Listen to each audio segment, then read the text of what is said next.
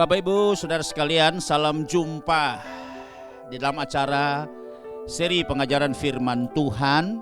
Pada hari ini harapan saya Bapak Ibu dalam keadaan yang diberkati Tuhan, sehat-sehat, kuat-kuat, baik-baik keadaannya, karena kita percaya Tuhan memberkati kita, Tuhan mengasihi kita dan selalu menjaga kita. Immanuel, Allah menyertai kita. Kami sampaikan shalom dari Rumah Pemulihan Segala Bangsa, The House of Restoration for All Nations, di Desa Kembe 1, Kabupaten Minahasa, Sulawesi Utara. Hari ini mari kita akan sama-sama mempelajari firman Tuhan dengan tema transformasi oleh kuasa kebangkitan Yesus. Ayat pokok kita terambil dari surat 2 Korintus pasal yang kelima, ayat yang ke-17. Kita akan baca bersama-sama dalam hitungan yang ketiga. Baik, sama-sama 2, 3. Jadi siapa yang ada di dalam Kristus, ia adalah ciptaan baru, yang lama sudah berlalu, sesungguhnya yang baru sudah datang. Jadi ada satu perubahan, ada ciptaan yang baru, dari yang lama menjadi baru. Yang kita kenal disebut dengan perubahan ini, itu disebut dengan transformasi. Kata transformasi itu menurut Kamus Besar Bahasa Indonesia adalah perubahan rupa, bentuk, sifat, dan fungsi. Dan di dalam bahasa Yunani disebut dengan metamorfosa atau metamorfosis. Itu memiliki arti yang pertama adalah perubahan secara lengkap dari karakter, wujud atau rupa dan kondisi. Kemudian yang B, yang kedua, proses perubahan bentuk dari muda berkembang menjadi bentuk dewasa atau matang atau sempurna. Ini misalnya juga terjadi secara biologis pada binatang, yang khususnya pada serangga yang kita kenal adalah kupu-kupu. Pada mulanya kupu-kupu itu berasal daripada ulat yang kita lihat tentu sangat buruk rupanya dan sangat menjijikan. Kemudian beberapa waktu kemudian membungkus, berubah menjadi kepompong, dan beberapa waktu kemudian berubah menjadi kupu-kupu yang indah. Dari yang tampilannya buruk dan menjijikan itu, dengan proses metamorfosa ini, maka bentuk menjadi kupu-kupu yang indah, yang dapat terbang dan disukai oleh semua orang dengan berbagai bentuk dan sayap yang berwarna-warni yang sangat indah sekali. Kemudian saudara tahu bahwa tokoh transformasi terbesar adalah Yesus. Karena melalui kematiannya, penguburan dan kebangkitannya, maka terjadi transformasi secara besar-besaran dari yang lama menjadi yang baru, ya.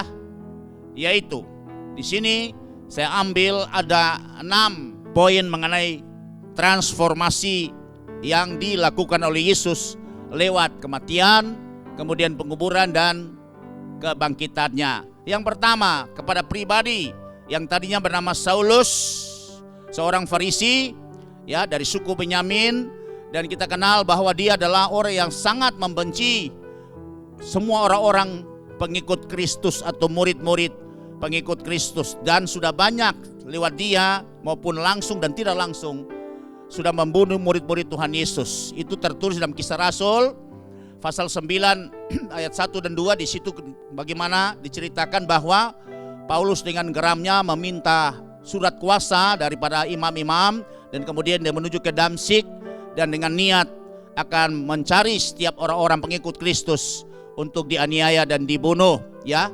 Sebab itu tertulis dalam Kisah Rasul pasal 9 ayat yang kedua, ya. Tapi di sini saudara lihat, ketika dia jumpa dengan Kristus, dia sudah hampir sampai di kota Damsyik. Tiba-tiba ada satu sinar yang kuat begitu luar biasa menerpa mukanya, dan kemudian dia jatuh tersungkur, dan ada suara yang berkata, "Saulus, Saulus, mengapa engkau menganiaya aku?"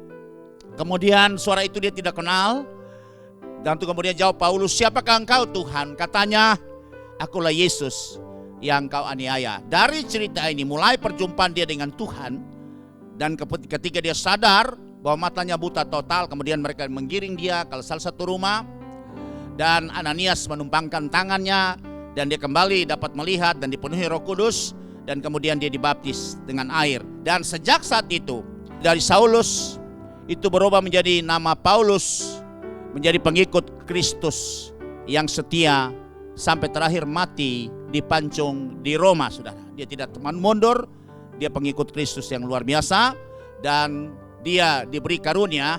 Ada 3 jawatan yang dimiliki, adalah 1 sebagai penginjil, yang kedua sebagai rasul, dan yang ketiga sebagai pengajar. Ya, dia berfungsi luar biasa.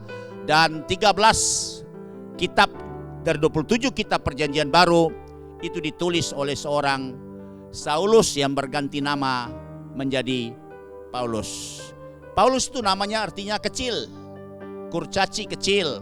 Kalau dulu begitu luar biasa, dan sekarang dia menjadi kecil. Dia menyederhanakan dirinya, dia merasa bahwa dia tidak ada apa-apanya di mata Tuhan, dan dia mengganti namanya Paulus. Dan kita lihat bahwa dia seorang yang luar biasa karena dia menulis 13 kitab dari perjanjian baru, dan dia memiliki 3 jabatan. 3 jawatan, yaitu 1 penginjil, kedua rasul, dan ketiga pengajar. Kita bisa baca di dalam 1 Timotius pasal 2 ayat yang ke-7. Untuk kesaksian itulah aku telah ditetapkan sebagai pemberita, 1 sebagai penginjil ya, dan rasul yang kukatakan ini benar. Aku tidak berdusta, dan sebagai pengajar orang-orang bukan Yahudi dalam iman dan kebenaran. Makanya dibikin statement di dalam Filipi, surat Filipi pasal yang ketiga, itu ayat 10 dan 11, bagaimana ketika dia jumpa dengan Yesus dan dia mengerti apa makna, apa manfaat, apa kuasa yang terdapat di dalam kematian Kristus, penguburan Kristus, bahkan kebangkitan Kristus. Dan dia katakan ini, yang kukehendaki ialah mengenal dia dan kuasa kebangkitannya dan persekutuan dalam penderitaannya, di mana aku menjadi serupa dengan dia dalam kematiannya. Ayat yang ke-11, supaya aku akhirnya beroleh kebangkitan dari antara orang mati. Makanya ketika dia mengenal Kristus dan kuasa kebangkitannya yang akan memproses dia untuk menjadi serupa dengan Kristus, bahkan dia percaya ketika dia akan mati, dia akan mengalami kebangkitan tubuh juga untuk bersama-sama dikumpulkan dengan Yesus. Maka semua masa lalunya, kebanggaan masa lalunya, semua degree atau jabatan-jabatan yang dia miliki itu dianggap sampah dan rugi. Sebab itu sudah lihat terjadi transformasi di seorang pribadi yang tadinya Saulus penganiaya orang, pengikut murid-murid pengikut Yesus, menjadi Paulus, yaitu pengikut Yesus yang setia sampai akhir hidupnya, martir demi kebenaran. Kemudian yang kedua di sini transformasi terjadi. Di sini kita bisa lihat bahwa tadinya hidup di bawah hukum Taurat berubah menjadi hidup di bawah hukum Kristus atau hukum kasih karunia. Jadi saudara, sekarang kita orang-orang pada perjanjian baru itu merupakan Israel baru. Kita hidup tidak lagi di bawah hukum Taurat, tetapi kita hidup di bawah hukum Kristus atau disebut dengan hukum kasih karunia. Inilah terjadi transformasi, perubahan bentuk kepada hukum yang berlaku bagi kita. Sebab itu kita kenal ada perjanjian lama dan juga ada perjanjian baru. Dan kita bisa baca dalam surat 1 Korintus pasal yang ke-9 ayat yang ke-21. Bagi orang-orang yang tidak hidup di bawah hukum Taurat, aku menjadi seperti orang yang tidak hidup di bawah hukum Taurat. Sekalipun aku tidak hidup di luar hukum Allah, karena aku hidup di bawah hukum Kristus. Tolong garis bawahi hukum Kristus, supaya aku dapat memenangkan mereka yang tidak hidup di bawah hukum Taurat. Ya, artinya orang-orang di luar Israel. Ya, karena Paulus memang dipanggil oleh Tuhan sebagai rasul, sebagai penginjil, dan juga sebagai pengajar bagi orang-orang di luar Israel atau di luar Yahudi. Kita bisa baca juga surat Roma pasal yang ke-6 ayat yang ke-14. Sebab kamu tidak akan dikuasai lagi oleh dosa, karena kamu tidak berada di bawah hukum Taurat, perhatikan, tetapi di bawah kasih karunia. Jadi berarti hukum Kristus adalah hukum yang betul-betul didominasi oleh yang namanya kasih karunia, dan kasih karunia itu pasti ada pengampunan. Ya, itu beda saudara. Berarti sudah terjadi perubahan bentuk yang disebut dengan transformasi dari yang lama menjadi yang baru, dari Taurat menjadi hukum Kristus yang didominasi oleh kasih karunia. Kemudian yang ketiga, terjadi transformasi lagi. Tata cara ibadah. Ibadah secara lahiriah yang dilakukan oleh orang-orang sesuai dengan Taurat, kemudian berubah menjadi ibadah rohania atau batinia, yaitu ibadah di dalam roh. Kalau dulu harus dengan action fisiknya, maka mesti ya sembah, tunduk sampai jidatnya melekat di tanah, kemudian persembahkan korban. Ya kalau orang-orang miskin sederhana, dia harus persembahkan korban di mezbah yang diupacarakan oleh imam-imam ya orang Lewi dan suku Lewi. Itu kalau orang sederhana, satu pasang anak burung merpati, satu pasang burung tekukur. Orang menengah ya domba, kemudian kambing, dan kemudian raja-raja orang kaya harus lembu sapi. Tapi di sini tidak, karena kita membawa persembahan yang sejati adalah persembahan tubuhmu sebagai persembahan yang hidup kudus dan yang berkenan kepada Tuhan. Itulah ibadah yang sejati kita, ibadah yang betul-betul murni di hadapan Tuhan. Sebab itu di sini terjadi transformasi ibadah yang lahiriah cara Tauratis berubah menjadi ibadah yang rohani atau batinia yang kita kenal. Percakapan Tuhan Yesus dengan seorang perempuan Samaria di Sumur Yakub itu kita baca di dalam Injil Yohanes pasal yang keempat ayat yang ke-21 sampai dengan ayat yang ke-24.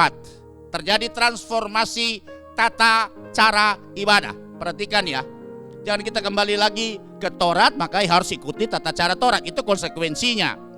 Kata Yesus kepada perempuan Samaria, percayalah kepadaku hai perempuan, saatnya akan tiba bahwa kamu akan menyembah Bapa bukan di gunung ini dan bukan juga di Yerusalem. Artinya gunung ini itu orang-orang Samaria, orang itu belasteran antara Israel dan kemudian ya dengan orang-orang dari bangsa lain, itu belasterannya ya. Orang Samaria itu tempat ibadah mereka tuh di Gunung Garisim. Ya, Gunung Garisim itu pernah diberkati Tuhan ya. Ketika Musa memberkati Gunung Gerisim itu, kita bisa baca juga di dalam Ulangan pasal yang ke-11 ayat 29, itu tempat di mana Musa dan umat Israel melepaskan berkat atas gunung ini, sedangkan Gunung Ebal itu dilepaskan kutuk. Demikian bunyi, jadi apabila Tuhan Allahmu telah membawa engkau ke negeri yang engkau masuki untuk mendudukinya, maka haruslah engkau mengucapkan berkat di atas Gunung Gerisim dan kutuk di atas Gunung Ebal. Sebab itu tempat yang pernah diberkati oleh Tuhan, itulah Gunung Gerisim. Itu tempatnya ibadahnya orang Samaria, karena mereka tetap ya mengingat masa lalu bahwa tempat ini gunung yang diberkati oleh Tuhan. Kemudian orang-orang Samaria itu dia memiliki tata cara ibadah, memiliki imamnya mereka sendiri, memiliki imam sendiri dan mengikuti Taurat versi mereka sendiri. Ya, jadi tidak sama dengan Taurat yang dipakai oleh orang-orang Israel dan Yahudi. Mereka punya Taurat versi sendiri yang sudah ditambah kurang plus minus dan dilibatkan dengan tata cara penyembahan berhala. Itulah orang-orang Samaria. Sebab itu Tuhan ngomong, kalau kamu orang Samaria itu menyembah di gunung-gunung, ya, dan gunung itu adalah Gunung Gerisim. Kalau orang-orang Israel Yahudi menyembah di Yerusalem, di situ ada Bait Allah yang dibuat oleh Zerubabel yang direnovasi, ditambah ya kiri kanan biliknya serambinya oleh Herodes ya. Nah, itu mereka ibadah di situ karena ada tempat ibadah yang dikhususkan untuk orang ibadah. Makanya Tuhan bilang tidak lagi tergantung tempat, akan tiba saatnya. Kita bisa baca pada ayat yang ke-22 dari Injil Yohanes pasal 4. Kamu menyembah apa yang tidak kamu kenal? Kami menyembah apa yang kami kenal, sebab keselamatan datang dari bangsa Yahudi. Ini profetik berkata bahwa Yesus memang dari suku Yehuda, dari bangsa Yahudi. Dan itu pribadi Yesus datang ya dari suku Yehuda atau sebut dengan bangsa Yahudi. 23. Tetapi saatnya akan datang dan sudah tiba sekarang. Waktu itu ngomong dengan perempuan Samaria itu, Tuhan bilang akan datang dan saatnya sudah tiba sekarang. Bahwa penyembah yang benar, perhatikan, berarti ada penyembah yang tidak benar, yang salah. Ya, tapi ini penyembah yang benar tidak lagi seperti tata cara dulu, tapi akan menyembah Bapa dalam roh dan kebenaran. Sebab Bapa menghendaki penyembah demikian. Ayat 24. Allah itu roh dan barang siapa menyembah dia haruslah menyembahnya dalam roh dan kebenaran. Artinya hidup melakukan kebenaran dan kemudian kita menyembah Tuhan ya di mana saja tempatnya. Karena roh itu tidak tergantung tempat, jarak dan waktu. Di mana saja tempatnya tanpa batas, tidak dikhususkan tempatnya, dan kita percaya bahwa kita akan bisa ketemu dengan Tuhan. Nah, itu terjadi transformasi. Ya, ini prinsip yang kita harus tahu. Jangan sampai kita campur-campur ya. Bahwa Tuhan sudah melakukan transformasi, ibadah secara lahiriah berubah menjadi ibadah secara rohania atau ibadah dalam roh dan kebenaran. Kemudian yang keempat. Yang keempat itu ikatan perjanjian lama berubah menjadi perjanjian baru, ya. Yang lama berubah jadi yang baru. Ini perhatikan saudara. Karena kita berjalan dari yang lama menuju ke yang baru. Itu disebut dengan bentuk, perubahan bentuk, atau yang kita kenal disebut dengan transformasi. Dengan matinya Yesus, dengan dikuburnya Yesus dan dibangkitnya Yesus, itu saatnya starting point bahwa perubahan terjadi antara perjanjian lama dan mulai menuju kepada perjanjian baru. Dan disitulah saatnya perjanjian lama ditutup dan perjanjian baru mulai diberlakukan. Ya, kita bisa baca ini sudah merupakan nubuatan yang ditulis oleh Nabi Yeremia. Tuhan menyampaikan rancangan ini kepada umat Israel lewat Nabi Yeremia.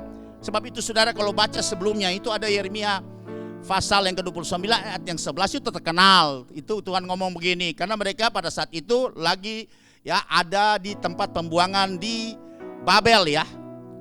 Dan kemudian Tuhan ngomong bahwa aku ini Tuhan mengetahui rancangan-rancangan apa yang ada padaku mengenai kamu semua.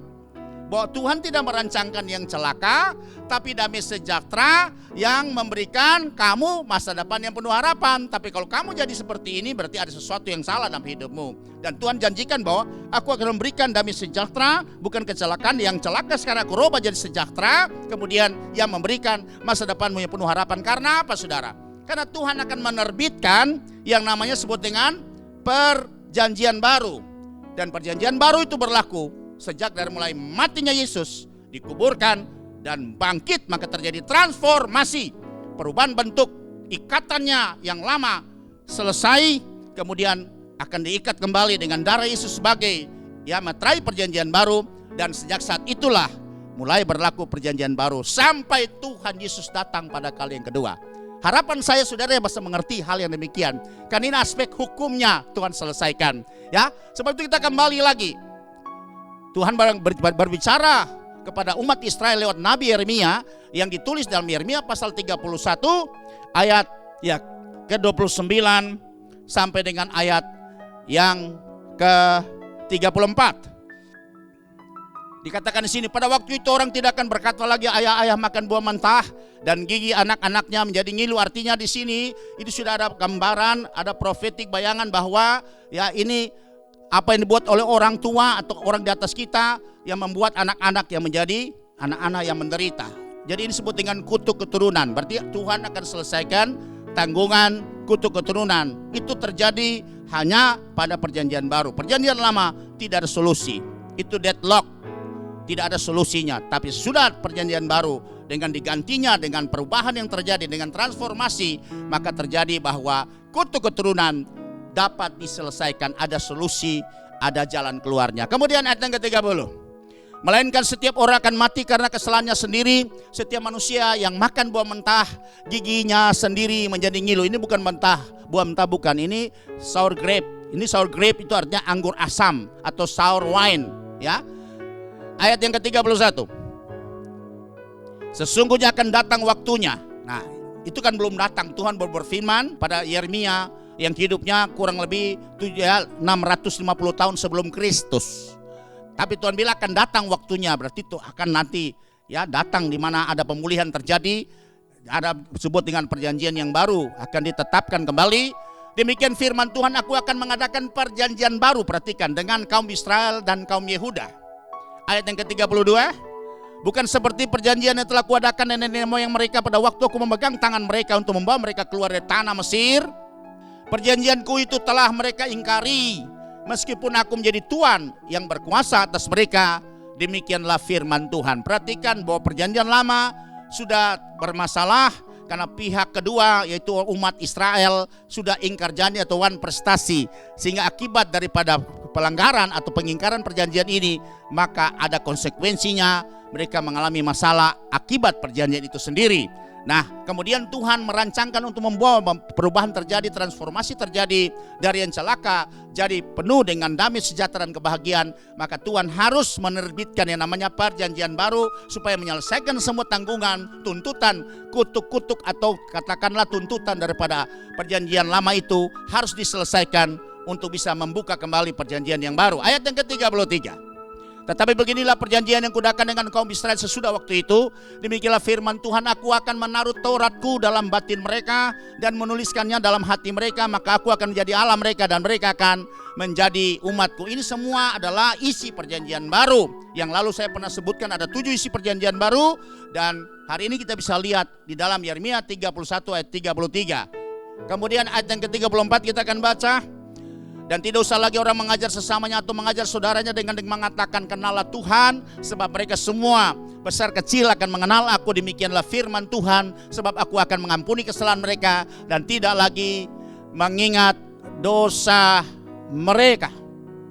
Sebab itu ada 7 isi perjanjian baru, dan itu tertulis di dalam kitab Nabi Yeremia pasal 31 ayat 29 sampai dengan ayat yang ke-34. Dan itu diperkuat lagi di surat Ibrani pasal yang ke-8 ayat yang ke-8 sampai 13. Itu tertulis dengan isi yang sama, ya, memiliki relevansi yang sama. Bapak Ibu bisa baca sendiri seperti apa yang juga ditulis dalam kitab Nabi Yeremia pasal yang ke-31 ayat yang ke-29 sampai dengan ayat yang ke-34. Oke, kita akan lanjut lagi. Ada perubahan yang terjadi, bahwa transformasi terjadi. Bait Allah, buatan tangan manusia, berubah menjadi buatan tangan Tuhan sendiri. Nah, ini terjadi transformasi lagi, Saudara. Perhatikan di sini, ya, supaya kita jangan terjebak lagi mencampur baurkan antara yang lama dengan yang baru. Kalau yang baru itu bait Allah bukan buatan tangan manusia lagi. Karena Tuhan hadir di bait sucinya. Kalau dulu buatan tangan manusia, karena Tuhan memerintahkan mereka berbuat seperti pedoman atau pola yang Tuhan berikan kepada mereka. Tetapi untuk perjanjian yang baru, umat yang baru, maka bait Allah itu adalah buatan tangan Tuhan sendiri. Jadi terjadi transformasi. Saudara perhatikan poin yang kelima.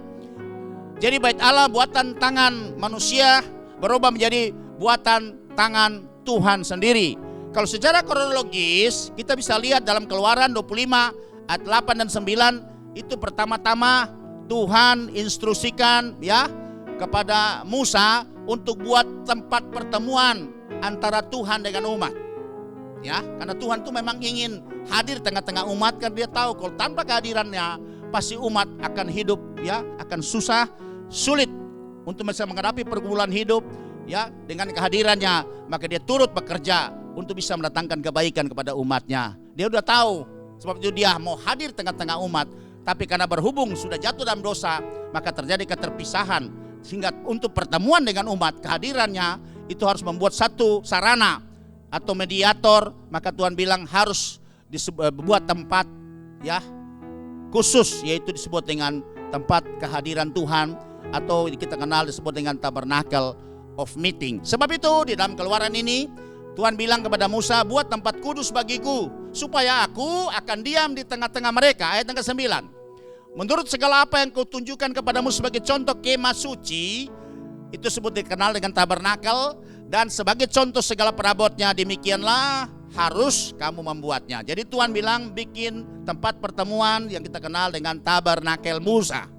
Ya, itu untuk bagaimana Tuhan bisa hadir, untuk bisa ada di tengah-tengah umatnya, untuk menuntun, memimpin, menjaga, ya, memberkati umatnya. Kemudian sudah lihat di dalam kitab 2 Samuel 6 ayat 17, sesudah tabernakel Musa itu beralih kepada tabernakel Daud. Ya, tabernakel Daud, nanti Bapak Ibu baca saja dalam 2 Samuel pasal yang ke-6 ayat 17, ya. Itu bagaimana perubahan terjadi ketika di zaman Imam Eli. Dan kemudian, ya, Israel berperang lawan orang Filistin dan mereka kalah, dan tabut direbut dan semua peralatan yang lain juga diambil oleh orang-orang Filistin. Dan kemudian tabutnya dia taruh di dalam tempat dewa mereka, itu dewa Dagon. Dan kemudian paginya mereka melihat Dagon itu telah jatuh patah dan kepalanya tunduk di depan tabut itu. Sehingga akhirnya mereka membawa kembali Dan Daud membawa itu masuk ke kota Daud. Dan dia tutup pakai tenda di situ. Kemudian dikelilingi dengan para pemuji, ya pemimpin pujian dan para pemuji siang dan malam tanpa hentinya pakai shift. Dan dia bisa melihat ternyata Tuhan hadir ya di tabut, saat di atas tabut itu, dan Tuhan memberkati umatnya. Maka sebab itu dikatakan itu adalah disebut dengan tabernakel Daud. Sederhana sekali. Dia cuma taruh tabut, yang lain sudah tidak ada, dan kemudian ditutup pakai tenda. Ya, kalau saudara bisa baca itu dalam 2 Samuel pasal 6 ayat yang ke-17, tabut Tuhan itu dibawa masuk lalu diletakkannya di tempatnya di dalam kemah yang dibentangkan Daud untuk itu. Kemudian Daud mempersembahkan korban bakaran dan korban keselamatan di hadapan Tuhan. Kalau Musa belum pakai puji-pujian, Musa tidak pakai nyanyian, dia tidak pakai pemuji, dia tidak pakai musik. Tapi di zaman Daud kan dia seorang pemuji, maka dia bangun tim pemuji dengan ya tim penyanyi, ada 4.000 ya penyanyi siang dan malam pakai shift bergantian non-stop untuk terus membangun puji-pujian, membangun penyembahan sehingga Tuhan hadir di tabut itu dan memberkati umatnya. Jadi di sinilah yang disebut dengan ya tempat tabernacle of David ya, atau tabernakelnya Daud. Betapa sederhananya lembaga Alkitab memberikan ya tulisan namanya Pondok Daud ya. Oke, kemudian setelah kronologi lagi kita akan lihat di sini bahwa itu ada juga di Amos pasal yang ke-9 ayat 11, Kisah Rasul juga 15 ayat 16 17. Tuhan katakan bahwa satu saat Tuhan akan kembali pulihkan Pondok Daud ya yang sudah runtuh. Kemudian di zaman ya raja-raja, 1 Raja-Raja pasal yang ke-6 ayat 1 di sini, makanya di sinilah kita lihat bahwa tempat pertemuan atau tempat ibadah atau bait Allah yang permanen itu dibuat oleh Raja Salomo ya. Makanya Raja Salomo membuat yang permanen. Tadinya Daud berniat tapi Daud tidak diizinkan, dan Tuhan kemudian izinkan anaknya Salomo membangun bait Allah secara permanen yang disebut dengan bait Salomo. Itu bisa baca dalam 1 Raja-Raja pasal yang ke-6 ayat yang pertama, dan saudara bisa baca di situ. Kemudian saudara lihat juga di dalam pembelaan Stefanus dalam Kisah pasal yang ke-7 ayat 44 sampai yang ke-50 secara kronologis itu bagaimana Stefanus menyampaikan di depan mahkamah agama ada 3 perubahan tempat ibadahnya orang Israel, dari mulai tabernakel Musa, tabernakel Daud, kemudian sampai kepada ya bait Salomo, dan terakhir dia katakan bahwa ya Tuhan tidak tinggal lagi di tempat itu karena itu adalah buatan tangan manusia. Tapi akan terjadi transformasi bahwa Tuhan akan tinggal di tempat buatan tangannya sendiri. Itu yang terdapat di dalam Kisah Rasul pasal yang ke-7 itu ayat yang ke-44 sampai dengan ayat yang ke-50. Kita akan baca. Kemah kesaksian pada nenek moyang kita di padang gurun, seperti yang diperintahkan Allah kepada Musa untuk membuatnya menurut contoh yang telah dilihatnya. Jadi Musa melihat di gunung, dan kemudian Musa mengatur orang-orang yang ahli, Besaleel, Oholiab yang diurapi khusus untuk keahlian khusus, dan mereka membangun tabernakel seperti apa yang Musa terima instruksinya, gambarnya, karena arsitekturnya adalah Tuhan sendiri untuk dibangun. Itu menjadi tempat pertemuan disebut dengan tabernacle of meeting yang dikenal disebut dengan tabernakel Musa ya. Nah, kemudian ayat yang 45, kemah itu yang diterima nenek moyang kita dan yang dengan pemimpin Yosua dibawa masuk ke tanah ini, yaitu waktu tanah ini direbut dari bangsa-bangsa lain yang dihalau Allah dari depan nenek moyang kita. Demikianlah sampai kepada zaman Daud. Dikatakan bahwa ada Daud juga buat tempat pertemuan itu disebut dengan Tabernacle of Daud. Dan 46, Daud telah mendapat kasih karunia di hadapan Allah dan ia memohon supaya dia diperkenankan untuk mendirikan suatu tempat kediaman bagi Allah Yakub. Ayat 47, tetapi Salomo lah yang mendirikan sebuah rumah untuk Allah. Ini sudah permanen. Kalau tadi tabernakel Musa itu bisa dibongkar pasang kenok daun. Ketika tiang api bergeser, maka mereka bongkar dan kemudian ya menuju seperti apa yang dikehendaki Tuhan. Ketika tiang api itu berhenti, tiang awan berhenti, maka mereka memasang kembali kemah pertemuan itu. Kemudian Daud juga amat sederhana karena tabut itu dia tutup hanya pakai tenda, tidak ada ornamen yang lain-lain. Tempat yang lain itu ada di Bukit Gibeon untuk bikin pengorbanan, dan itu khusus hanya ya tabut saja. Nah, itu disebut dengan tabernakel Daud, dan sederhananya disebut dengan Pondok Daud. Tapi Salomo lah yang membangun secara permanen. Yang pertama dia bangun itu di Yerusalem yang kita kenal dengan Bait Salomo. Tetapi Salomo yang mendirikan sebuah rumah untuk Allah. Ini apa diuraikan oleh Stefanus di depan mahkamah agama. Ayat 48, tetapi yang maha tinggi tidak diam di dalam apa yang dibuat oleh tangan manusia. Perhatikan, seperti yang dikatakan oleh Nabi. Jadi suatu saat terjadi transformasi. Kalau dulu Tuhan ada di situ, ada di tabernakel Musa, ada tabernakel Daud, ada di tempat the Temple of God Salomo atau Bait Allah itu, tapi Stefanus katakan bahwa satu saat nanti terjadi transformasi Bait Allah. Bahwa Tuhan tidak tinggal lagi di buatan tangan manusia, karena semua itu yang saya sebutkan itu buatan tangan manusia. Tetapi seperti yang dikatakan oleh Nabi di ayat 49, langit adalah tahtaku dan bumi adalah tumpuan kakiku. Rumah apakah yang akan kamu dirikan bagiku? Demikianlah firman Tuhan, tempat apakah yang akan menjadi perhentianku? Ayat yang 50, bukankah tanganku sendiri yang membuatnya semuanya itu? Dan kita kenal bahwa untuk perjanjian baru terjadi transformasi Bait Allah itu adalah tubuh manusia sendiri. Ya, yang kita kenal di dalam surat 1 Korintus pasal yang ketiga ayat yang ke-16 sampai 17, dan juga ada di 1 Korintus pasal 6 ayat 19-20. Kita akan baca 1 Korintus pasal yang ketiga ayat 16. Tidak tahukah kamu bahwa kamu adalah Bait Allah dan bahwa Roh Allah diam dalam kamu? Jadi siapa yang Bait Allah sekarang? Kita sendiri, pribadi, atau manusia itu sendiri, atau umat itu sendiri. Kalau dulu ada tempat-tempat dikhususkan, tabernakel Musa, tabernakel Daud, the Temple of God Salomo, ya. Tetapi Stefanus katakan dalam pembelaan di depan mahkamah agama bahwa suatu saat akan terjadi transformasi Bait Allah. Tuhan tidak tinggal lagi di tempat yang buatan tangan manusia, tapi Tuhan tinggal di tempat Tuhan buatannya sendiri. Dan kita tahu, kita yang lahir baru, maka kita menjadi Bait Allah, dan Roh Allah akan diam di dalam manusia batinia kita atau dalam hati manusia. Itulah buatan Allah sendiri. Ayat yang ke-17. Jika ada orang yang membinasakan Bait Allah, merusak Bait Allah hidup kita isi dengan kenajisan dan hal-hal yang kedagingan, maka Allah akan membinasakan dia. Sebab Bait Allah adalah kudus, dan Bait Allah itu ialah kamu, saudara.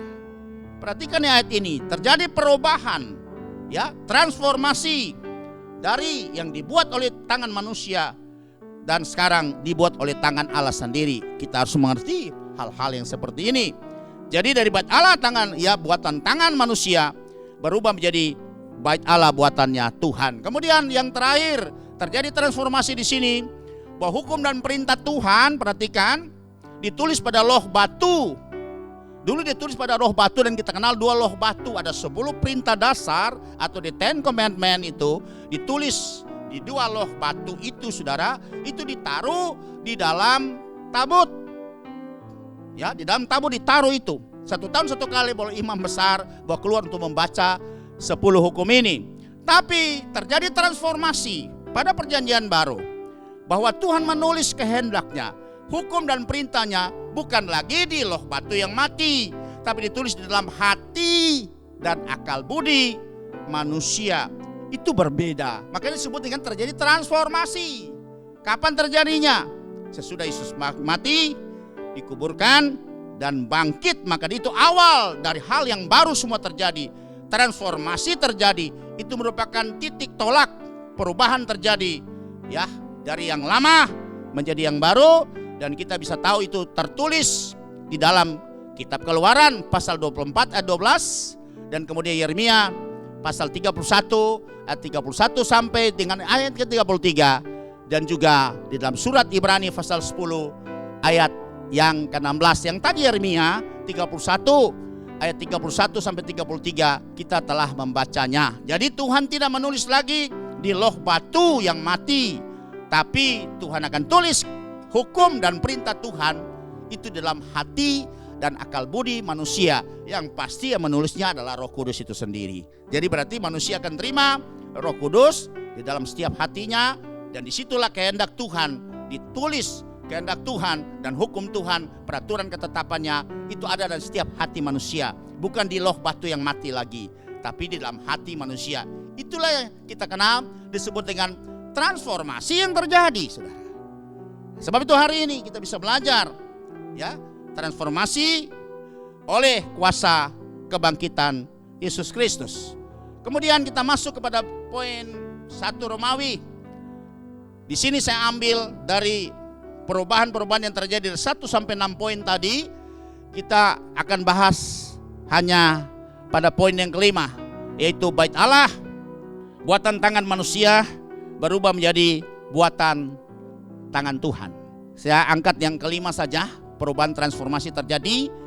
Dan di sini dikatakan bahwa transformasi bait Allah, tempat kediaman Allah di bumi. Karena Tuhan ingin bersama-sama dengan umatnya, menuntun umatnya, hadir di tengah-tengah umatnya, supaya Tuhan bisa menyelesaikan, menolong setiap pergumulan masalah umatnya, dan juga memberkati dan memproteksi umatnya. Karena dia tahu bahwa tanpa kehadirannya pasti kita akan tidak sanggup untuk bisa dapat melanjutkan hidup ini. Dan di sini saya angkat transformasi bait Allah atau tempat kediaman Allah di bumi. Perhatikan saudara, dari sejak manusia jatuh dalam dosa, maka manusia tidak dapat bertemu langsung dengan Tuhan. Kalau dulu itu tempat pertemuan mereka di Taman Eden. Ya, Tuhan hadir di Taman Eden itu. Tapi sejak jatuh dalam dosa manusia, maka mereka diusir. Ya, kehilangan kemuliaan sehingga mereka tidak bisa ketemu face to face lagi, bergaul langsung dengan Tuhan.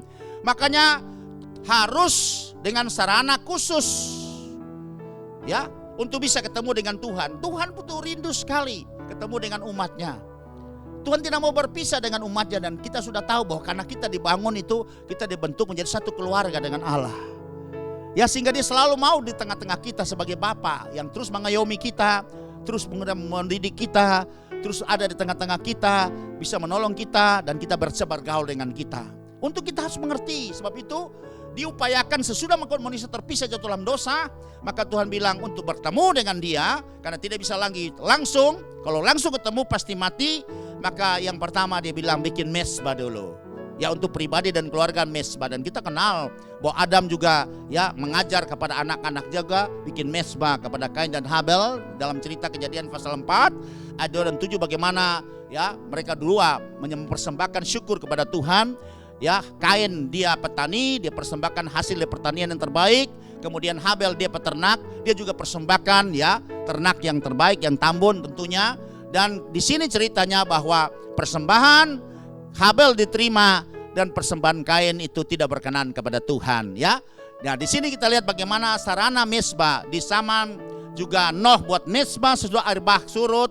Kemudian Abraham juga buat mesbah untuk ketemu dengan Tuhan, dan Tuhan berfirman, ini adalah sarana untuk bisa ketemu dengan Tuhan, yang kita kenal bahwa itu juga termasuk tempat di mana Tuhan hadir di tengah-tengah. Ya, kalau di sini umat dalam hal ini pribadi dan keluarga. Kemudian untuk komunitas yang lebih besar lagi, untuk satu bangsa, maka Tuhan perintahkan kepada Musa itu bikin tabernakel, saudara. Ya, bikin tabernakel atau kemah suci atau tabernacle of meeting, dikatakan seperti itu. Seperti tadi yang kita sudah bahas, dan Musa mendapat petunjuk ketika dia naik ke Gunung Horeb, dan kemudian Tuhan kasih petunjuknya bagaimana membuatnya, gambarnya. Kemudian dia sampaikan kepada Oholiab dan Besaliel, dan kemudian mereka membangun seperti apa yang Tuhan kehendaki. Di situ tempat pertemuan, ya, ada halamannya, ada ruang sucinya, kemudian ada ruang maha suci atau maha kudus. Dan di ruang maha kudus itu ada tabut, dan tabut itu dijaga oleh satu pasang malaikat disebut dengan kerubium, dan Tuhan hadir di tabut itu. Buktinya orang Israel bisa lihat kalau pagi ada tiang awan kayak payung besar, cendawan besar, dan kalau malam di tengah-tengahnya ada tiang api yang bisa memanasi suhu di udara di padang gurun, dan kemudian juga bisa menjadi lampu penerangan raksasa di tengah-tengah umat yang jumlahnya kurang lebih 3 juta orang. Dan kemudian sudah lihat di sini Tuhan bilang buat tabernakel untuk orang bisa ketemu denganku. Aku ada di tengah-tengah umatku. Makanya kita bisa baca di dalam kitab Imamat, saya muat semua ayat-ayat yang tertulis, Bapak Ibu bisa lihat. Tapi kita baca saya satu ayat dalam kitab Imamat pasal yang ke-26 ayat 11 sampai 12.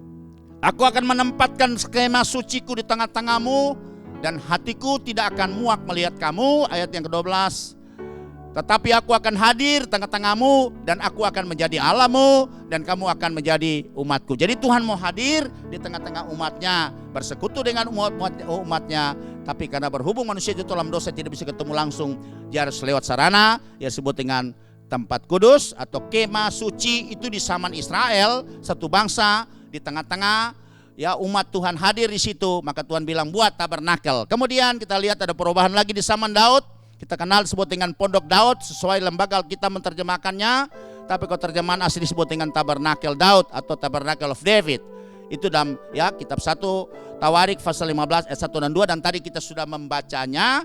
Sebab itu saudara perhatikan di sini ada perubahan-perubahan bagaimana transformasi bait Allah yang terjadi di bumi. Ini cara lama, masih cara lama. Ada berapa variasi ya di sini ya, kita sudah sampai pada yang ketiga pondok Daud ya, itu variasi yang ketiga. Nah, kita bisa baca dalam kitab 1 Tawarik pasal yang ke-15 ayat yang pertama. Daud membuat bagi dirinya gedung-gedung di kota Daud, lalu ia menyiapkan tempat bagi tabut dan membentangkan kemah untuk itu. Jadi sederhana sekali ya, tabut ditaruh dan kemudian ditutup di atasnya pakai tenda. Nah, sebab itu disebut dengan pondok Daud. Kalau tabernakel Musa itu canggih sekali saudara. Tapi kalau tabernakel Daud sangat simpel, sederhana sekali. Hanya tinggal tabut yang ditutup, di atasnya pakai dengan tenda. Nah, sebab itu disebut dengan pondok Daud. Kemudian beralih lagi ya, sejak manusia dalam dosa, kemudian Tuhan ya akhirnya membuat secara permanen. Tadi kita sudah tahu itu bait Salomo. Ya, memang Daud arsitekturnya, tapi yang membuat adalah Salomo. Kita bisa baca juga di dalam kitab 2 Tawarik pasal yang ketiga sampai 5, tapi sini saya senang kita baca angka 2 Tawarik pasal yang ke-7 ayat 1 sampai 20 itu bisa dibaca semua di situ bagaimana Salomo membangun ya rumah Tuhan disebut dengan bait Salomo, dan Tuhan hadir di situ sehingga imam-imam tidak tahan berdiri ketika pentabisan daripada bait Salomo itu, bagaimana hadirat Tuhan hadir di tengah-tengah umat Tuhan. Kemudian bagian lanjut yang kelima. Ya, saya urutkan di sini secara kronologis. Sesudah bait Salomo, yang kelima adalah bait Zerubabel, juga tempat pertemuan di mana Tuhan hadir tengah-tengah umat. Sebut dengan bait Zerubabel, kenapa? Karena waktu Raja Babel itu Nebukadnezar menghancurkan kota Yerusalem, ya, maka termasuk juga bait Salomo juga turut dihancurkan. Sehingga diratatanakan, sesudah kembali dari pembuangan di bawah pemimpinan Zerubabel dan Esra, maka bait Allah dibangun kembali. Ini sering disebut dengan bait Zerubabel. Kalau tadi bait Salomo, ini bait Zerubabel. Salomo sudah dihancurkan ya di zaman Raja Nebukadnezar menyerbu Yerusalem dan membumi hanguskan kota Yerusalem sampai bait Allah juga dirontokkan. Dan kemudian juga akhirnya di zaman Raja Kores, atas dorongan Tuhan, Kores itu memerintahkan ya Bupati Yehuda saat itu ada Zerubabel untuk kembali mengumpul orang-orang dan kemudian ambil peralatan semua yang ada dan kemudian membangun kembali bait Allah atau tempat pertemuan ya, dan akhirnya disebut dengan bait Zerubabel. Bapak Ibu juga bisa baca dalam kitab Esra pasal yang pertama ayat 2 sampai 3, kemudian di kitab Nabi Hagai pasal 2 ayat 16. Saya lanjut saja secara kronologis. Sesudah bait Zerubabel ini berlangsung, maka sudah lihat tiba di zaman Raja Herodes. Herodes ini merenovasi, diperbesar dengan menambah sisi kanan, sisi kiri sehingga menjadi lebih indah. Ya, makanya dikenal ini disebut dengan bait Herodes. Itu adalah bait peninggalan Zerubabel yang direnovasi, ditambah ada sisi kiri, sisi kanan, dan pelataran itu khusus untuk bangsa-bangsa datang berdoa di sana, menjadi rumah doa dari segala bangsa. Kemudian diperbesar, tapi kita tahu bahwa sesudah Yesus naik ke surga 70 tahun Masehi, dihancurkan oleh pasukan Romawi di zaman pemerintahan Kaisar Titus karena orang-orang Israel Yahudi berontak kepada kekaisaran Romawi, dan akhirnya mereka bertahan di dalam bait Allah ini, dan tentara Romawi menyerang mereka dengan panah api sehingga bait Allah terbakar habis. Dan sesudah bait Allah terbakar, maka orang mencari emasnya yang ada mencair yang sudah membeku di sela-sela batu, dan mereka membongkar batu hingga mengambil sela-sela itu sehingga tidak ada pun batu satu tersusun di atas batu yang lain seperti apa yang dibuatkan oleh Tuhan Yesus. Demikian kronologis bagaimana perjalanan bait Allah yang dibuat ya untuk tempat pertemuan bagi Tuhan dengan umatnya yang sudah saya secara kronologis tadi sampai kepada bait Allah yang keenam, yaitu bait Herodes. Sesudah Yesus bangkit dan antara orang mati, maka terjadi yang namanya transformasi bait Allah. Ya, saudara perhatikan, Tuhan tidak hadir lagi di gedung-gedung yang dibuat secara khusus, saudara. Jadi sudah lebih luar biasa sekali.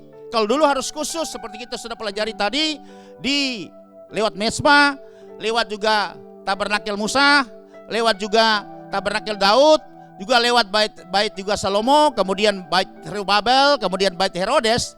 Tapi sudah Yesus naik ke surga, maka Tuhan berkata bahwa di sini akan terjadi transformasi bait Allah. Sesudah Yesus bangkit dari antara orang mati, perhatikan, maka terjadi transformasi bait Allah dari gedung temple, church, chapel, kerk, itu berubah menjadi tubuh Tuhan Yesus yang pertama, saudara. Ya, jadi bait Allah yang selanjutnya itu tubuh Tuhan Yesus. Itu ialah bait Allah yang sulung bagi orang-orang perjanjian baru, tidak lagi di gedung.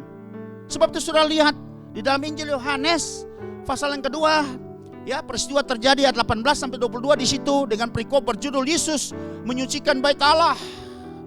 Ya, waktu dia usir semua penjual ya binatang, karena situ ada mendekati raya Paskah, biasanya orang akan berjualan di situ. Mereka sudah dijadikan sebagai sarang penyamun, tempat jual beli, karena orang-orang ya ahli Taurat, orang Farisi mencari kesempatan untuk mereka bisa mendapat untung, karena semua orang akan membeli ya korban yang akan dipersembahkan pada hari raya Paskah di situ, saudara.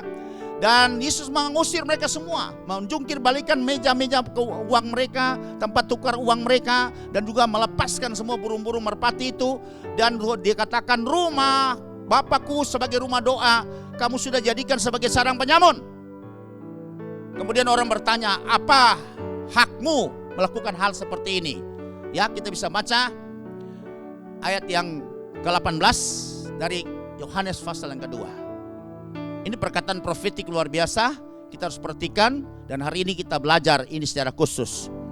Orang-orang Yahudi menantang Yesus, katanya ini sesudah Yesus menjungkir balikan semua mereka penjual ya, para binatang di sana, dan semua sudah dibubarkan semua, saudara. Kemudian mereka penasaran, mereka bertanya, katanya, tanda apakah dapat engkau tunjukkan kepada kami bahwa engkau berhak bertindak demikian? Waktu saat dia mengusir semua orang yang berjualan di bait Allah. Kemudian apa jawab Yesus ayat 19?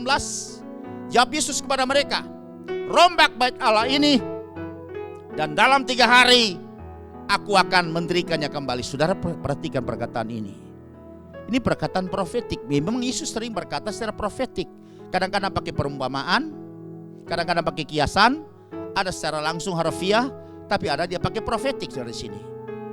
Saudara bayangkan ini, kalau kita yang bersama-sama dengan saat itu dalam peristiwa seperti ini, kita juga jadi bingung.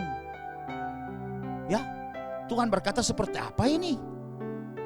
Bongkar bait Allah, rombak bait Allah ini, dan dalam 3 hari aku akan mendirikannya kembali. Ini sudah perkataan profetik ternyata, saudara. Murid-murid juga yang begitu dekat dengan Yesus, mereka tidak mengerti perkataan ini.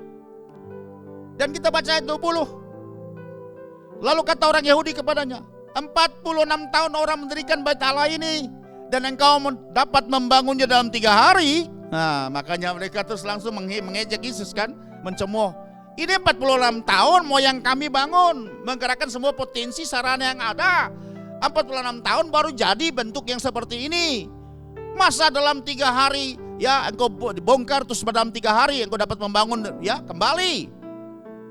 Sudah bayangkan, kalau saya pun sendiri menyadari ini, kalau saya juga saat itu ada di tempat itu, saya mulai ragu-ragu dengan perkataan Yesus. Kita jujur saja, karena ini membingungkan sekali. Padahal perkataan profetik yang nanti jawabannya itu sesudah dia bangkit dari antara orang mati. Ya, sesudah dia bangkit dari antara orang mati, baru semua murid-muridnya, oh, berarti apa yang dikatakan beberapa waktu yang lalu, maksudnya adalah dia sendiri. Seperti dikatakan di sini. Tetapi yang dimaksudkannya dengan bait Allah ialah tubuhnya sendiri. Saudara bayangkan tadi gedung. Ya, ini intinya di sini, saudara. Mulai dari ya Mezbah, kemudian tabernakel Musa, tabernakel Daud, kemudian bait Salomo, kemudian bait Zerubabel, kemudian bait Herodes. Ya, dari kronologis semua bait Allah yang pernah dibuat begitu megahnya. Tiba-tiba Tuhan bilang, bongkar bait Allah ini. Dalam 3 hari aku membangunnya. Dan kemudian ya mereka langsung komplain, bahkan klaim ya. Masa ini mau yang kami bangun 46 tahun. Kamu siapa sih? Emangnya kamu jin dan jun? Dan dalam 3 hari kamu bisa membangunnya. Nah, ternyata Injil Yohanes mencatat yang dimaksudkan bukan gedung lagi, saudara perhatikan. Maka di sini Tuhan sudah bicara mengenai transformasi dari bait Allah itu sendiri. Dari yang gedung yang dikhususkan dibuat oleh tangan manusia, kemudian sekarang menjadi buatan tangan Allah sendiri. Dan yang sulung bait Allah itu sesudah kebangkitannya itu adalah tubuh Yesus sendiri. Itu bait Allah ya, yang dibuat oleh tangan Allah sendiri. Dia jadi yang sulung ya. Sebab itu saudara perhatikan ayat yang ke-22. Kemudian sesudah ia bangkit dari antara orang mati. Perhatikan, sesudah ia bangkit dari antara orang mati, barulah teringat oleh murid-muridnya bahwa hal itu telah dikatakannya, dan mereka pun percayalah akan kitab suci dan akan perkataan yang telah diucapkan Yesus. Mereka berengah. Oh ternyata, oh yang lalu, yang guru katakan, yang rabi katakan itu maksudnya adalah dia. Kapan ini terjadi transformasi, saudara? Di mana yang dari gedung-gedung semua itu, the temple of God itu berubah jadi dari dalam pribadi atau tubuh Yesus sendiri pada saat sesudah dia bangkit dari antara orang mati. Sebab itu tema kita hari ini, terjadi perubahan atau transformasi, perubahan bentuk itu karena kuasa kebangkitan Yesus dari antara orang mati. Maka terjadi perubahan bentuk atau terjadi transformasi dari bait Allah buatan tangan manusia yang berupa gedung-gedung itu sekarang menjadi buatan Allah sendiri, yang pertama yang sulung di dalam pribadi Yesus itu sendiri ya. Maka transformasi terjadi, transformasi bait Allah dari gedung atau temple atau church, chapel berubah menjadi tubuh Tuhan Yesus. Perhatikan loh. Ini pelajaran ini jarang-jarang, saudara. Tapi ini adalah perjalanan ditulis dan ini serius sekali. Ialah bait Allah yang sulung sebagai orang-orang perjanjian baru. Yang kita sudah baca tadi ayatnya. Dan kemudian kita orang yang percaya kemudian. Kita akan baca berikut lagi. Sesudah Yesus yang sulung, maka setiap orang yang percaya, yang sudah lahir baru, diciptakan baru, ya, yang sudah mengalami proses mati, dikuburkan, dan bangkit bersama-sama dengan Yesus, maka dia akan jadi bait Allah yang baru. Tadi surat 1 Korintus pasal 3 ayat 16 dan ke-17, dan kita baca sekarang dalam surat 1 Korintus pasal yang ke-6 ayat 19 sampai dengan yang ke-20. Atau tidak tahukah kamu bahwa tubuhmu adalah bait Roh Kudus yang diam di dalam kamu? Kan Allah hadir di bait sucinya. Roh Kudus yang kamu peroleh dari Allah, dan bahwa kamu bukan milik kamu sendiri. Ayat yang ke-20. Sebab kamu telah dibeli dan harganya telah lunas dibayar. Karena itu muliakanlah Allah dengan tubuhmu. Artinya kalau kita tahu bahwa kita sekarang telah menjadi bait Allah, ya, dan Roh Allah diam di dalam kita, sebab itu kita juga harus menjaga kekudusan tubuh ini. Jangan kita isi dengan hal-hal yang menajiskan tubuh ini. Dan kita akan pakai tubuh ini juga bukan untuk kepentingan kita sendiri, untuk memuaskan hawa nafsu kita, keinginan daging kita, tapi kita pakai untuk memuliakan Tuhan. Ya, persembahkanlah tubuhmu sebagai persembahan yang hidup, kudus, dan yang berkenan kepada Tuhan. Itulah ibadahmu yang sejati. Saudara perhatikan kronologis perubahan, terjadi transformasi dari yang gedung-gedung yang tadi saya sudah sebut tadi. Saya ulangi lagi. Dari mulai Mesbah, tabernakel Musa, kemudian juga tabernakel Daud, bait Salomo, bait Zerubabel, sampai dengan bait Herodes, berubah menjadi tubuh Yesus sendiri. Kemudian lewat Yesus juga orang-orang yang percaya kepada Yesus, yang prosesnya lewat mati, dikuburkan, dan bangkit dengan Yesus. Maka kita akan menjadi bait Allah berikutnya. Ya, Perhatikan, maka terjadi transformasi. Kita sekarang sudah menjadi bait Allah-nya Tuhan. Ya, percaya bilang amin, saudara. Prosesnya pasti lewat surat Roma pasal yang ke-6 ayat 3 sampai dengan 4. Kita akan baca ini prosesnya, karena proses di sinilah kita harus lewat proses mati bersama dengan Yesus, dikuburkan bersama dengan Yesus, dan bangkit bersama dengan Yesus. Barulah kita akan jadi bait Allah yang berikut, di mana Roh Allah akan diam di dalam manusia batinia kita atau di dalam hati manusia. Itulah tempat ruang maha kudusnya Tuhan hadir di bait sucinya. Demikian kata firman Tuhan. Atau tidak tahukah kamu bahwa kita semua yang telah dibaptis dalam Kristus telah dibaptis dalam kematiannya? Nah, jadi berarti ternyata harus lewat mati. Itu bukan lagi di kayu salib dipaku seperti Yesus dan 2 orang penyamun itu.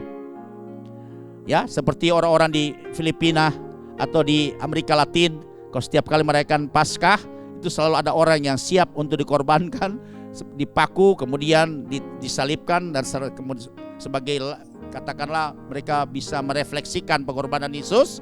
Sudah itu dibuka cepat-cepat, ya, dilepaskan dan diobati, ya, tidak sampai mati, saudara.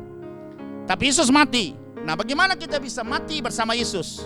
Bukan dipaku seperti itu, tapi prosesnya itu lewat baptisan yang Paulus mendapat penyingkapannya itu lewat baptisan, maka disebut dengan baptisan kematian. Ayat yang keempat. Dengan demikian kita telah dikuburkan bersama-sama dengan Dia oleh baptisan dalam kematian. Jadi dikuburkan bersama-sama dengan Yesus juga di dalam baptisan, ya, di dalam baptisan, penguburan juga dalam baptisan. Kemudian supaya sama seperti Kristus, perhatikan sama loh, kuasanya sama, mujizat sama, kemuliaannya sama, telah dibangkitkan dari antara orang mati oleh kemuliaan Bapa atau kuasa kebangkitan itu, demikian juga kita akan hidup dalam hidup yang baru.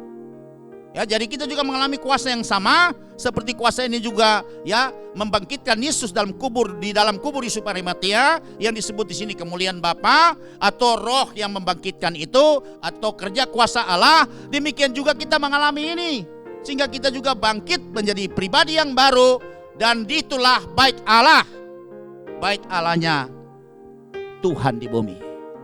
Saudara percaya bisa bilang amin. Saya berdoa supaya Tuhan saudara bisa mengerti semua apa materi yang kita bawa bersama-sama hari ini. Ya, mungkin masih baru, tapi saya percaya Roh Kudus akan mampukan kita menguraikan lebih jauh seperti apa yang sudah saya sampaikan. Ya, dan yang ketiga, itu jemaat Tuhan atau tubuh Kristus. Di sini bukan bicara gedung atau organisasi, tapi perhimpunan orang-orang percaya yang sudah lahir baru lewat mati, dikuburkan, dan bangkit bersama dengan Yesus, saudara. Kalau tadi Yesus yang sulung, kemudian pribadi-pribadi yang lahir baru lewat proses baptisan kematian, baptisan penguburan, dan kebangkitan oleh kemuliaan Bapa, maka dia disiapkan untuk menjadi bait Allah yang baru, pribadi-pribadi yang siap Roh Kudus hadir di dalam manusia batinianya, dan dia jadi bait Allah berikut. Kemudian kumpulan dari orang-orang yang sudah lahir baru ini, maka jadi satu jemaat Tuhan atau tubuh Kristus, di mana Kristus jadi kepalanya dan kita adalah tubuhnya. Nah, harus juga lewat mati, dikuburkan, dan bangkit bersama-sama dengan Yesus. Dan kita tadi sudah bahas dari surat Roma pasal 6 ayat 3-4, dan kita bisa baca di dalam surat Efesus pasal yang pertama ayat 22 sampai 23. Inilah kumpulan orang-orang percaya yang sudah lahir baru, dan itu menjadi juga bait Allah, ya, secara komunal. Dan segala sesuatu telah diletakkannya di bawah kaki Kristus, dan ia telah diberikannya kepada jemaat sebagai kepala dari segala yang ada. 23. Jemaat yang adalah tubuhnya, yaitu kepenuhan dia yang memenuhi semua dan segala sesuatu. Jadi ada komunitas di sini, sudah lihat. Kalau tadi pribadi, kemudian jadi bait Allah, tapi kumpulan bait Allah itu jadi satu komunitas, dan Yesus sebagai kepala di dalam komunitas itu, dan semua kita adalah tubuhnya. Itu menjadi satu kesatuan di mana Tuhan hadir bersama-sama dengan jemaatnya. Haleluya. Kita masuk pada bagian yang terakhir. Ya, untuk terjadi transformasi bait Allah dari yang gedung, yang fisik kepada bait Allah yang roh, yaitu Yesus dan kemudian semua pengikut orang percaya, itu ternyata saudara, untuk pemrosesan transformasi ini telah jatuh korban 2 orang benar atau martir bagi transformasi bait Allah. Saudara perhatikan saudara, karena setiap kali reformasi atau transformasi di dalam satu bangsa atau satu pemerintahan, pasti ada yang jadi tumbal atau korban. Ya, kita lihat dulu waktu zaman terjadi reformasi, Pak Harto diturunkan, itu ada tumbalnya, ada mahasiswa Trisakti juga mati. Ya, tertembak, entah sampai hari ini juga tidak bisa diungkapkan siapa yang membunuh mereka. Tapi itu adalah korban atau tumbal, atau bahasa kita sebut dengan martir dan satu perubahan. Dan untuk merubah dari bait Allah yang fisik menjadi bait Allah yang roh, itu ternyata butuh 2 martir, 2 orang benar martir. Yang pertama adalah Tuhan Yesus sendiri atau Yesus Kristus. Ya, Yesus Kristus. Sudah perhatikan, tidak kebetulan ayat ini diangkat. Yang pertama kita bisa lihat di hadapan mahkamah agama. Waktu Yesus ditarik di depan mahkamah agama, waktu diambil dari taman Getsemani, ditangkap, kemudian bawa kepada Hanas. Hanas itu mertuanya Kayafas. Sudah itu dari Hanas diopor kepada Kayafas, dan terjadi seperti ini yang tertulis di dalam Injil Matius pasal 26 ayat 57 sampai 68, dan juga Injil Markus pasal 14 ayat 53 sampai 65. Tapi kita akan baca secara khusus di dalam Injil Markus pasal yang ke-14 ayat yang ke-58.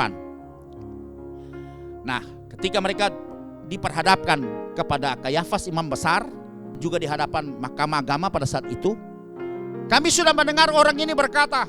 Jadi mereka ingin mencari tuduhan. Seperti apa sehingga Yesus memang tujuannya mereka bahwa dia harus dihukum mati. Entah mau dirajam dengan batu atau apa, cara apa, harus dihukum mati. Karena orang ini membawa penyesatan, menggoncangkan mereka pada zaman itu. Dia bawa ajaran yang baru. Ya, pada mereka tidak mengerti.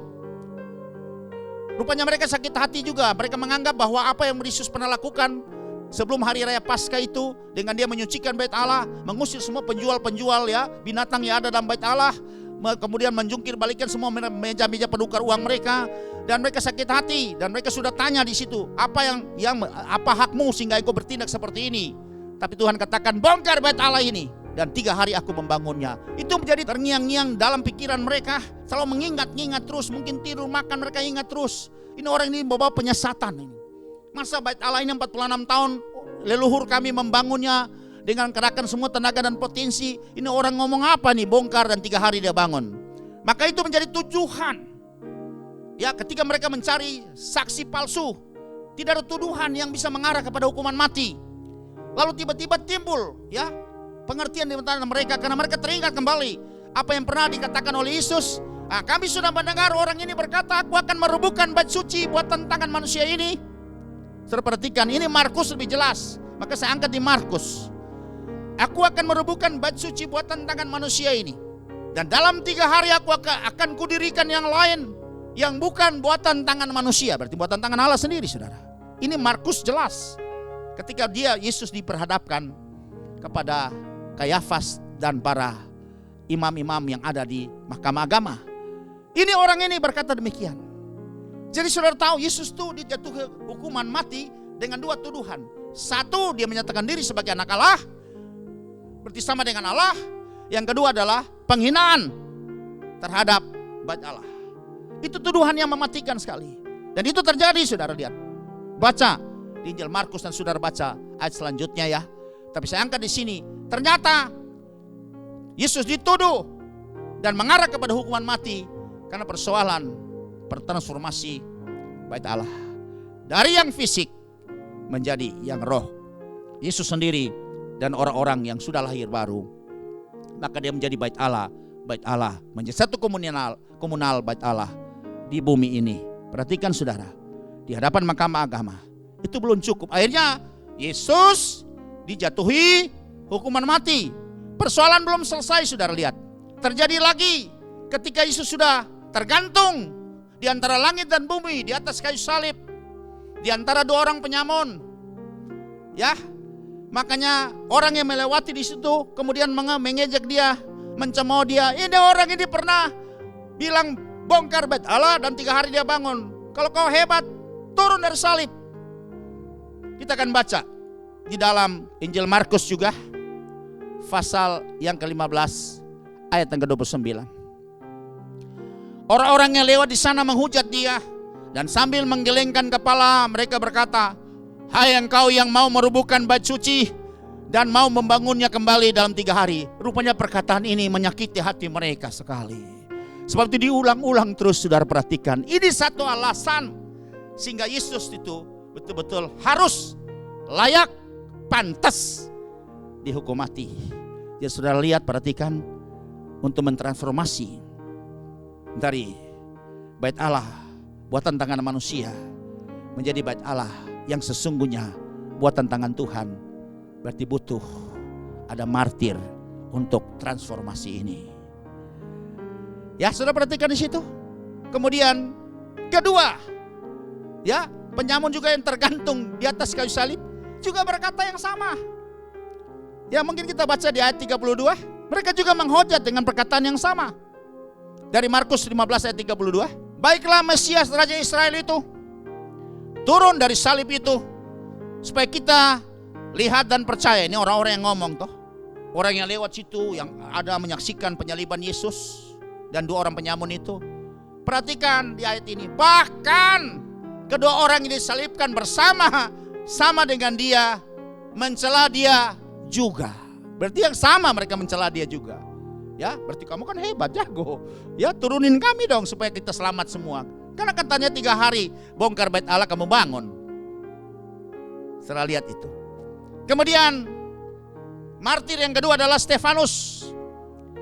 Salah satu dari 7 diaken yang diangkat oleh Petrus CS untuk bisa melayani orang miskin dan para janda. Ini Stefanus. Ya, itu di Kisah Rasul 6 ayat 5 sampai 6. Di situ dikatakan bahwa orang ini penuh iman dan penuh roh.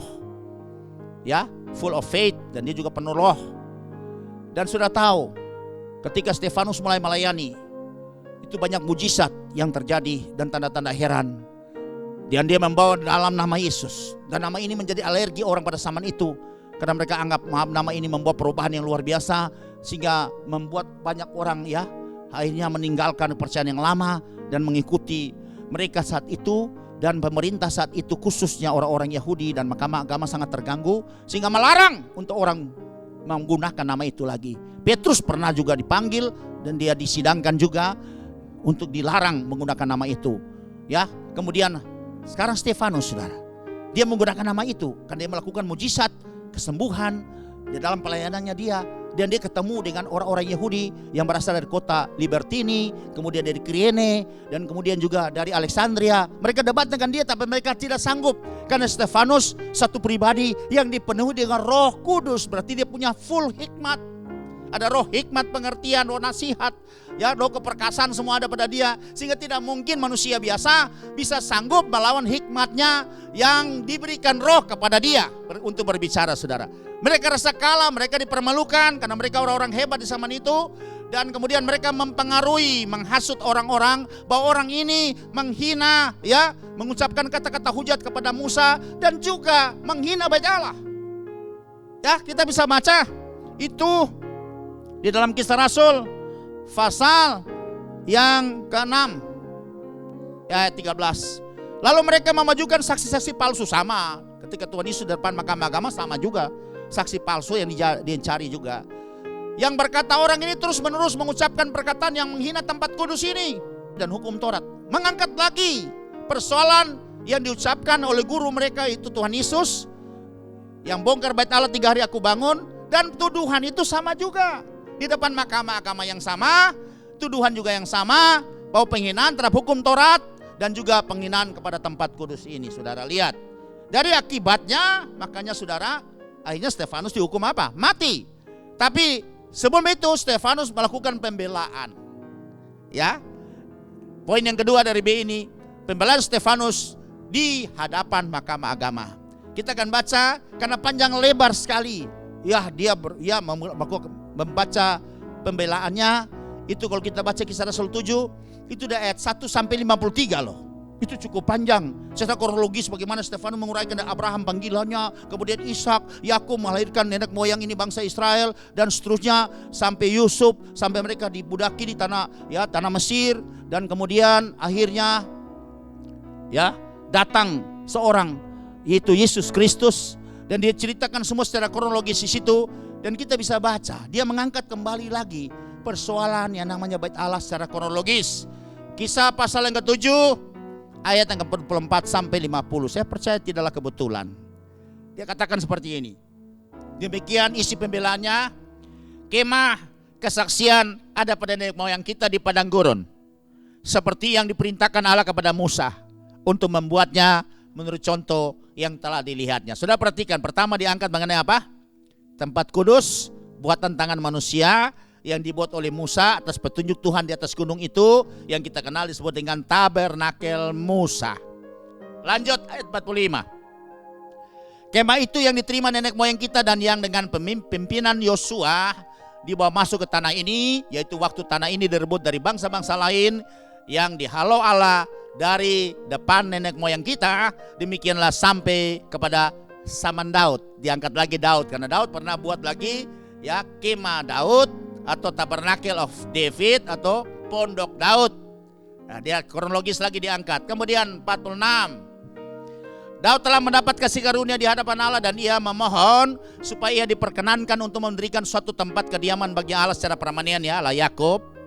Nah, tapi tidak diizinkan karena tetap dipertahankan sebagai Pondok Daud saja. Dan kemudian 47, Salomo yang diizinkan untuk membangun the Temple of God atau Bait Salomo secara permanen. Tetapi Salomo lah yang mendirikan sebuah rumah untuk Allah. Jadi deh secara kronologis katakan, tadinya Bait Allah tuh Musa, kemudian Daud, dan terakhir Salomo. Kemudian 48. Tetapi yang Maha Tinggi tidak diam di dalam apa yang dibuat oleh tangan manusia. Perhatikan saudara, seperti yang dikatakan oleh Nabi. Dia bilang sudah waktunya terjadi transformasi perubahan. Kalau dulu masih di situ, tapi sekarang tidak lagi. Yang Maha Tinggi tidak lagi mau tinggal hadir di bait Allah buatan tangan manusia seperti yang dikatakan oleh Nabi.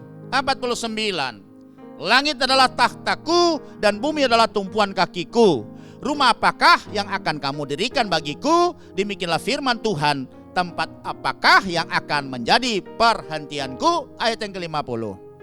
Bukankah tanganku sendiri yang membuat semuanya ini? Jadi berarti yang dia buat dengan tangannya sendiri, Allah buat sendiri, itu yang pertama lewat Yesus sesudah kebangkitan dari orang mati.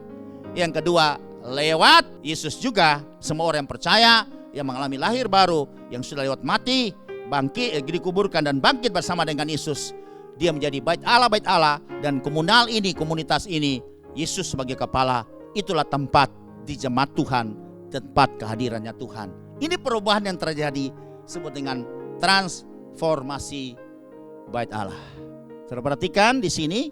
Sebab itu di sini saudara, lewat kebangkitan Yesus sudah terjadi 2000 tahun yang lalu, bahwa transformasi bait Allah sampai hari ini setiap pribadi yang lahir baru, yang Roh Kudus hadir dalam hatinya, makanya dia menjadi bait Allah yang berikutnya. Dari pernyataan ini, maka Stefanus layak dijatuhi hukuman mati dan kemudian dibunuh dengan cara dia dilempari dengan batu, yang menjadi komandan eksekutornya adalah Saulus pada saat itu. Dan kita bisa baca itu dalam Kisah Rasul pasal 7 ayat 54 sampai dengan yang ke-60.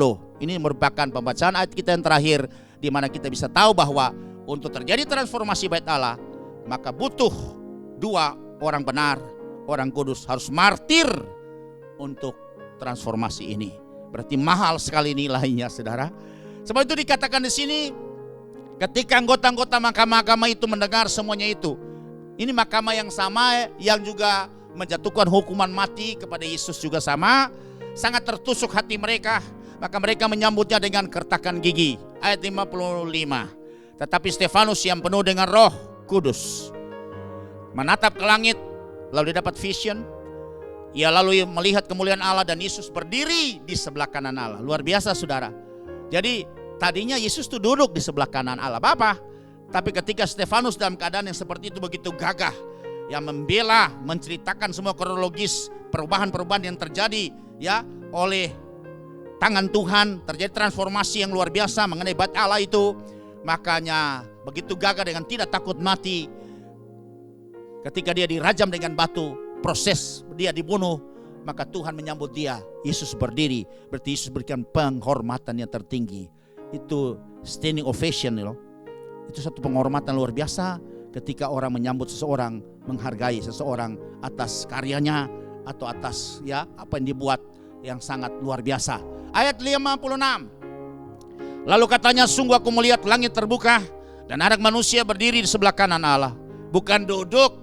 Kalau menyambut Stefanus, Tuhan Yesus duduk saja, itu sudah layak amat.